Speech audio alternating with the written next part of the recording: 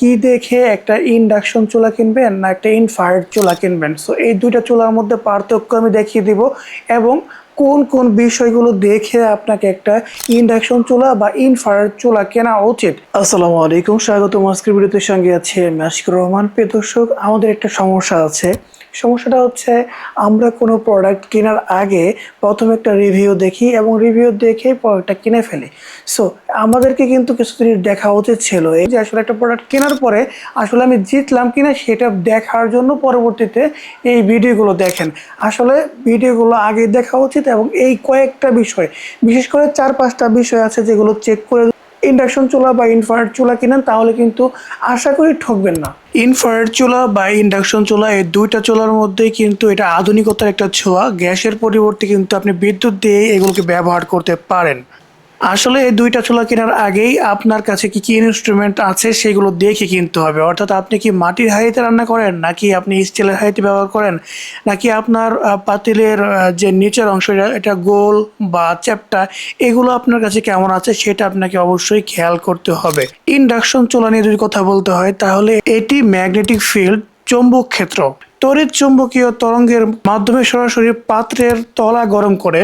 এর কাচের উপরের অংশ গরম হয় না, শুধু পাতিলটাই কিন্তু গরম হয়। ইনফ্রারেড চুলা এটা রেডিয়েন্ট হিট, অর্থাৎ আলোক রশ্মির মাধ্যমে কিন্তু সরাসরি আপনার উপরে গ্লাসটা গরম হয়, তার পরবর্তীতে আপনার পাত্রটি গরম করে। ইন্ডাকশন চুলার মধ্যে আপনি সকল প্রকার পাত্র ব্যবহার করতে পারবেন না, শুধু মেটালের যে পাত্রগুলো রয়েছে অর্থাৎ স্টেনলেস স্টিল যেগুলো রয়েছে সেগুলো ব্যবহার করতে পারবেন। অর্থাৎ যেহেতু এটা নিচে থেকে তড়িৎ চৌম্বকীয় ক্ষেত্র তৈরি করে, যার ফলে কিন্তু সরাসরি পাত্রটা গরম হয়। এতে করে কিন্তু আপনি মাটির হাঁড়ি বা অন্যান্য যে সকল পাতিলগুলো রয়েছে সেগুলো দিলে কিন্তু এখানে কাজ করবে না, আপনি রান্না করতে পারবেন না। এটা আপনাকে জানতে হবে। অর্থাৎ না জেনে যদি আপনি একটা ইন্ডাকশন চুলা কিনে ফেলেন আর আপনি যদি মাটির হাঁড়িতে ব্যবহার করতে চান, তাহলে কিন্তু এটা দিয়ে কখনোই কাজ করতে পারবেন না। এটা কেবল ক্লাস্ট আয়রন এবং ম্যাগনেটিক স্টেনলেস স্টিলগুলো যেই সকল পাত্র রয়েছে সেগুলো কিন্তু আপনি ব্যবহার করতে পারবেন। অ্যালুমিনিয়াম বা সাধারণ যে পাত্রগুলো রয়েছে সেগুলো কিন্তু এই চুলার মধ্যে কখনোই কাজ করবে না। সেই ক্ষেত্রে অবশ্যই দেখে শুনে তারপরে বুঝে কিনতে হবে। আপনার বাসায় পাত্রের ধরন কেমন রয়েছে সেটা কিন্তু আপনার মাথায় রাখতে হবে।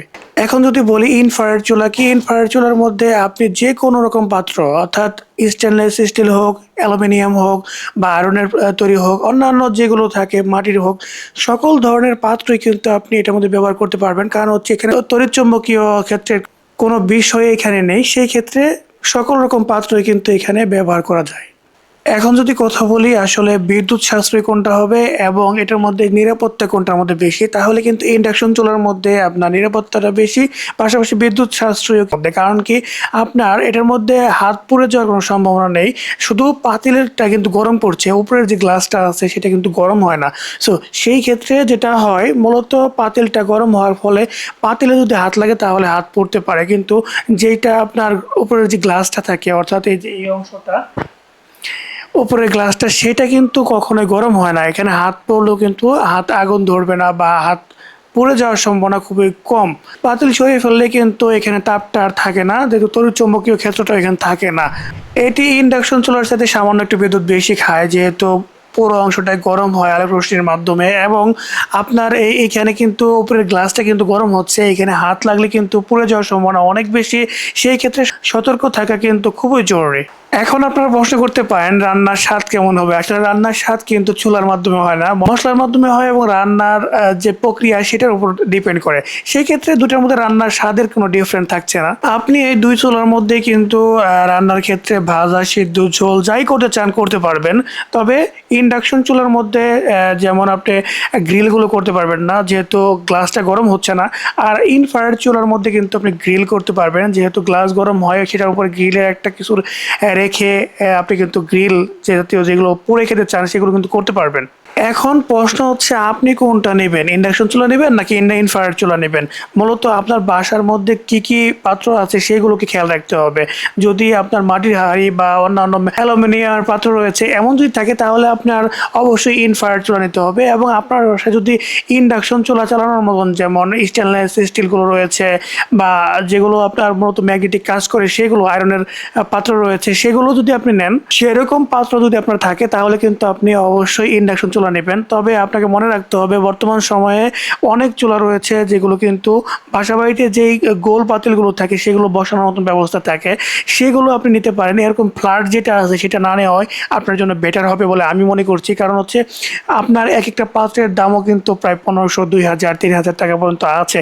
তো সেই ক্ষেত্রে আপনি যদি আপনার বাসার বাড়ির যে পাত্রগুলো আছে সেগুলো যদি ব্যবহার করতে পারেন তাহলে কিন্তু বেটার হয়। সেক্ষেত্রে নিচের দিয়ে গর্ত রয়েছে এমন চুলাগুলো আপনি কিন্তু নিতে পারেন। এখন এই দুইটা চুলার মধ্যে একটা কমন জিনিস আপনাকে দেখে নিতে হবে, সেটা হচ্ছে ইনভার্টার টেকনোলজি রয়েছে কিনা, অর্থাৎ কারেন্ট বুস্ট করে কিনা। ইনভার্টার টেকনোলজি গুলো কিন্তু অনেকটা বিদ্যুৎ সাশ্রয়ী হয়, কারণ হচ্ছে কিছুটা বিদ্যুৎ গ্রহণ করে এবং তারপরে এটাকে বুস্ট করে, অর্থাৎ বিদ্যুৎটাকে বাড়ায়, বাড়ানোর পরে কিন্তু এটাকে আপনার চুলার মধ্যে দেয়। তাহলে সেই ক্ষেত্রে কিন্তু আপনার বিদ্যুৎটা সাশ্রয়ী হয়, খরচটা কমে যায়।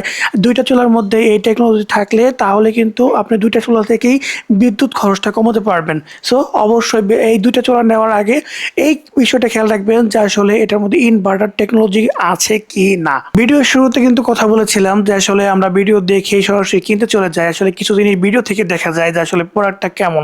আসলে আপনি একটা ভিডিও দেখার পরে সেটা থেকে আইডিয়া নেবেন, নেওয়ার পরে নিচে কমেন্টে ঢুকবেন, কমেন্টে ঢোকার পরে দেখবেন যে এখানে কিন্তু ভালো খারাপ অনেক কমেন্ট রয়েছে, সেগুলো আপনাকে দেখতে হবে। এই প্রোডাক্ট কিনে সে ঠকেছে, তাহলে কিন্তু কি সমস্যা সে পড়েছে সেখানে আপনি নিজেও কমেন্ট করতে পারেন, জানতে পারেন। এছাড়াও কিন্তু আপনি কিন্তু ধারণা নিতে পারেন যে আসলে এখানে এই প্রোডাক্টটা কিনে আসলে কতজন মানুষ ঠকেছে এবং কতজন ভালো বলেছে। সেই ক্ষেত্রে কিন্তু আপনি একটা ভালো ধারণা পেয়ে যাবেন এবং আপনি আপনার প্রোডাক্টটা কেনার ক্ষেত্রে ঠকে যাওয়ার সম্ভাবনা অনেক কম।